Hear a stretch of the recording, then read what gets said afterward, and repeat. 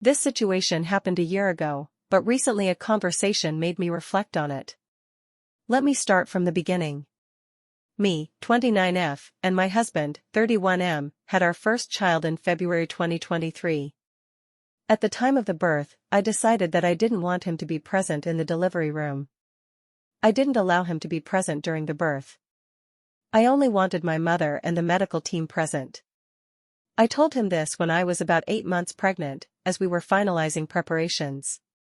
He seemed surprised and hurt, asking why. I simply didn't feel comfortable with anyone else besides my mother by my side. He just said okay and didn't argue. A few weeks later, I went into labor. My mother called the ambulance and went with me to the hospital. She also messaged my husband at work letting him know I was in labor, but he didn't respond. He didn't call/text either of us the whole time I was in labor. When I finally gave birth a few hours later, my mother informed him via text message. He simply replied with okay. He didn't come to visit us. I thought he was still upset and would visit us later. The first time he came was when I was discharged from the hospital a few days later, and he came to pick us up. He didn't even acknowledge our baby. I expected some sort of emotional encounter between them. When I asked why he didn't even hold our child, he said I had already stolen from him the first encounter and that I wouldn't have the privilege of witnessing another. Currently, he's an incredible parent.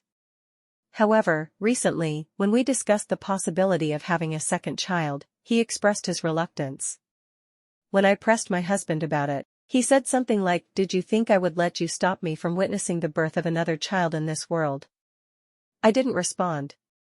This attitude made me wonder if he's using this reason as an excuse for not wanting to have another child. I understand he may have been hurt by not being involved in the birth of our first child, but is it fair for him to use that as justification for not wanting another child? Edit, okay, I understand.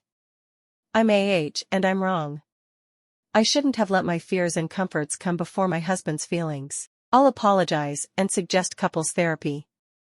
Anyway, the idea of having another child is far off until I solve the problem I created and regain his trust.